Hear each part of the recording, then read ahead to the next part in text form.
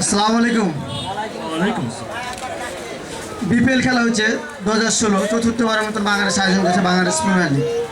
তো Bangladesh premier league রাজশাহীতে অবস্থা দেখছেন, 2 রানে 4 রানে 6 রানে হারছে, প্রত্যেকবার হারছে, মানে কোনোভাবে জিততে পারছে না। তো আজকে জিতেছে বারবার হারছে। তো কি করবে টিম ম্যানেজাররা, কিছু কোনোভাবেই বুঝতে পারছে না কীভাবে জিতা যায় রাজশাহীকে। তো অনেক একটা কোচ খুঁজছে, কোচ খুঁজতে খুঁজতে আমরা কিবরা ভাইকে পাইছে, যে ভালো একটা কোচ। কিবরা ভাইকে দেওয়া হয়েছে, তো প্র্যাকটিস করেছে। কিবরা ভাই প্র্যাকটিসের সময় বলছে, এই মিরাজ তুই আয়, তুই আমার প্রধান হাতিয়ার, তুই বল কর।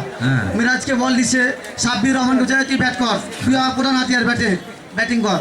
ব্যাট করছে মিরাজ, বল করছে, প্রথম বলেই সাব্বির বল, রায়কে ফায়ার হয়ে গেছে কিবরা ভাই। তারপর ভাবছে টেন সামি তুই ব্যাটে নাম।